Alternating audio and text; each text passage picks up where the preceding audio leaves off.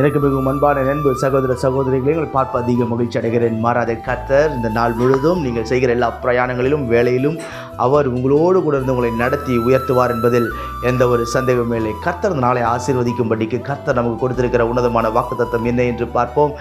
அது ஆதியாகமம் 43:23 சொல்லுகிறது, பயப்பட வேண்டாம், பயப்பட வேண்டாம் என்று கர்த்தர் உங்களை பார்த்து சொல்லுகிறார். இன்றைக்கி யோசிக்கலாம், ஏதோ ஒரு பயம் என் இருதயத்தை போட்டு அலக்களிக்குது பிரதர், நடக்காத ஒரு காரியம் நடந்த மாதிரி இருதயத்தின் யோசனைகளால் வருகிற பிறக்கிற ஏதோ ஒரு சொப்பனம் உங்களை அச்சுறுத்தி கொண்டிருக்கலாம், ஏதோ ஒரு பயங்கரமான செய்திகள் உங்களை அச்சுறுத்தி கொண்டிருக்கலாம், ஏதோ ஒரு பயத்தை நிமித்தம். இன்றைக்கெல்லாம் சிலரெல்லாம் பார்த்தா ஃப்ளைட்லலாம் போக மாட்டாங்க, காரணம் ஏதோ ஒரு பயம்.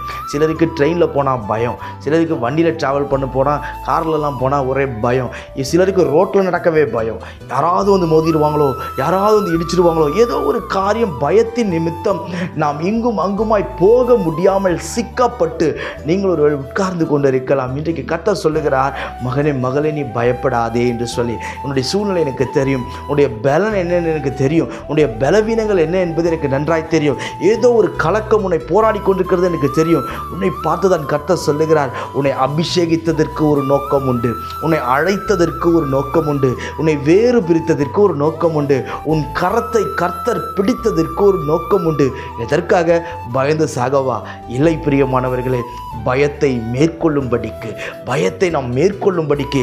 பயம் என்பது பயங்கரமான ஒரு பிசாசுடைய தந்திரம் பிரியமானவர்களே. பயப்படுகிறவன் பரலோகத்திற்குள் போகவே முடியாது.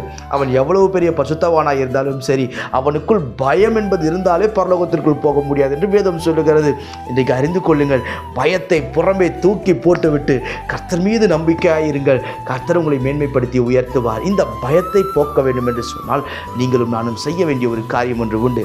சங்கீதம் 34வது சங்கீதம் 4வது வசனம் அழகாய் சொல்லுகிறது, நான் கர்த்தரை தேடினேன், அவர் எனக்கு செவி கொடுத்து என்னுடைய எல்லா பயத்துக்கும் என்னை நீங்களாக்கி விட்டார். நான் கர்த்தரை தேடினேன் என்று சொல்லி சங்கீதக்காரன் முதலாவது செய்தது, என் பயந்த நேரத்தில் நான் கர்த்தரை தேடினேன், நான் கலங்கின நேரத்தில் கர்த்தரை தேடினேன், நான் கைவிடப்பட்ட சூழ்நிலையில் கர்த்தரை தேடினேன், அவர் எனக்கு செவி கொடுத்து என்னுடைய எல்லா பயத்திற்கும் நீங்களாக்கி விட்டார். இன்றைக்கு கர்த்தர் உனக்கு செவி கொடுப்பார். நீ முகத்தை தேடு, கர்த்தர் பயத்தை நீக்குவார். கர்த்தருடைய முகத்தை தேடுங்கள், உங்களை மேன்மைப்படுத்தி உயர்த்துவார். நான் உங்களுக்கு ஜெபிக்கட்டும். பரலோக பிதாவே, இந்த வார்த்தை கேட்கிற நண்பு சகோதர சகோதரிகள் ஒவ்வொருவரையும் ஆசீர்வதியும், கனப்படுத்தி உயர்த்து சுவாமி. உங்கள் பிள்ளைகள் விரும்புகிற காரியத்தை கொடுத்து ஆசீர்வதியும். எல்லா பயத்திற்கு விலக்கி பாதுகாத்துக் கொள்ளும். உன்னதமான தேவனுடைய பலன் பிள்ளைகள் ஒவ்வொருவரையும் அலங்கரிக்கட்டும், நிலைநிறுத்தட்டும், மேன்மைப்படுத்தட்டும், கட்டுகளெல்லாம் அவிழ்க்கப்படட்டும், உயர்ந்த ஸ்தானத்தில் நடக்க பண்ணும்.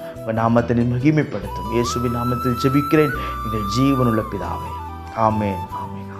God bless you.